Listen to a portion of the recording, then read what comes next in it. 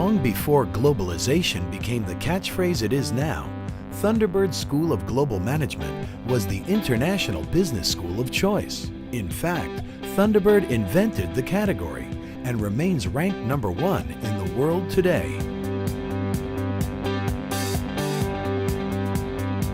From the beginning, Thunderbird prepared leaders for the global marketplace differently, from requiring second language proficiency to integrating multiple cultural viewpoints, to nurturing the capacity for new thought and original solutions.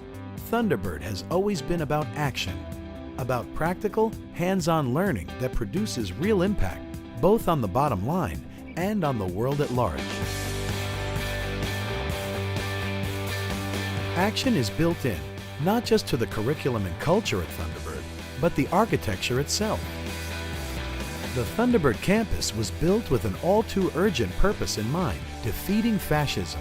And at the heart of this purpose stood the Thunderbird Tower.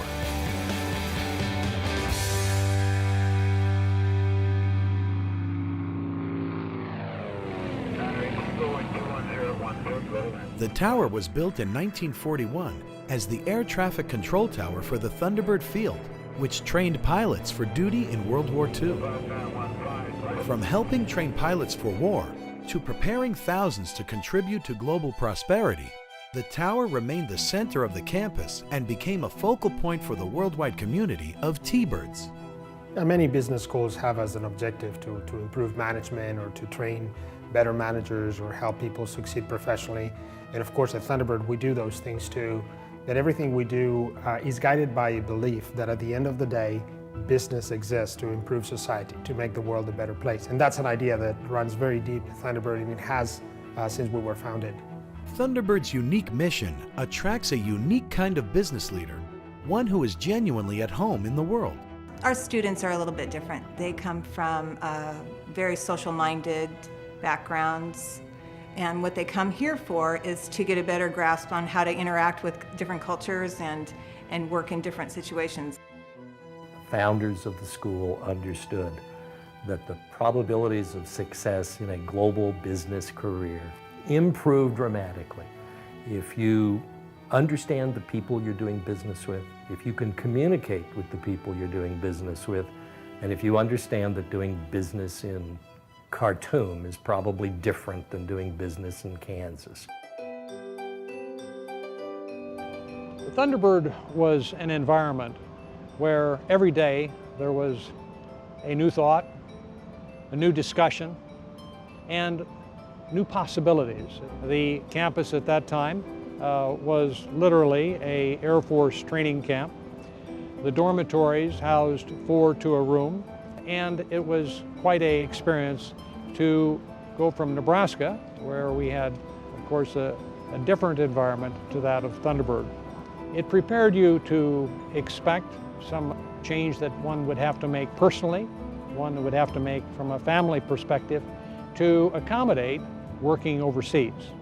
I'm very blessed and I'm very appreciative of the career that I've had and the experiences that that career has provided me, whether that's living in different countries, working for different businesses. Life has a strange way of taking you down paths you never expected. And I think that Thunderbird really prepared me for the unexpected. Though it can be challenging to pin them down, dispersed as they are around the world, T-Birds form a uniquely global tribe. In fact, some T-Birds suggest that they were always T-Birds. They just didn't realize it until they arrived at Thunderbird. Thunderbird gave me a view of the world that maybe otherwise I may or may not have had. You think globally, but you act locally. And that is very representative of the project we're doing right now in Portugal. Everything we're doing using local infrastructure, even though it didn't exist. So that is really the lessons that came from Thunderbird. You have to be able to find means to do things in the country where maybe things didn't exist. Growing up in a small town in Missouri, I go home and I get the question of, why do you want to go there? Why do you want to go to New Zealand and live for 6 months? Why do you want to go to Africa? What's wrong with where you're at? And they don't understand kind of where I'm coming from, but you come here and everybody understands it and everybody sees it. And that's part of being a T-Bird. But by the fall of 2007, the tower had fallen into disrepair, and had been declared structurally unsound. It was this sense of having found their home which moved Will Counts, along with Rebecca Mitchell and Andrew Berman, to take on the cause of the tower and its restoration. I think the tower is such an amazing part of Thunderbird's past and what it represents for its present and its future, that becoming a part of this project was something that I couldn't imagine my Thunderbird experience without. As Thunderbird is a place predicated on action, it was only natural that these T-Birds took action to save the tower. One of our first meetings, I remember we went to them and we said, we want to fix the tower. We're going to raise the money. And I think that they thought we were just going to raise a little bit of the money. But it was our goal to raise all the money. You know, you had to get word out there. And we really did a lot of groundwork and a lot of effort before any sort of donation dollar came in. What would you like to see most in the Thunderbird Tower? Do you know what LEED certified is? So you're proud to be a Thunderbird student, get to take part in the tower renovation? I think it's a great idea. Thinking about how the Thunderbird spirit came into play to get the job done is what's instilled in every one of us. It's why we wanted to be a T-Bird, and it's the same reason why we knew that this project would be successful in the end. It's that spirit that runs through each one of us. The big breakthrough came in the spring of 2008 when board member Merle A. Heinrichs agreed to fund the first stage of the renovation. From there, the tower project really took off.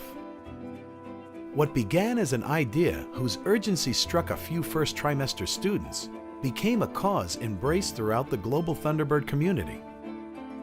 In recognition of Merle A. Heinrichs' 70th birthday, his wife Miriam donated $2 million to the restoration of the tower. Led by this major donation, the tower renovation ultimately gained the direct financial support of more than 1,000 individuals from around the globe. This outpouring of support for the tower is inspiring, but not surprising, considering the heartfelt passion T-Birds feel for Thunderbird and how highly they value their experience here.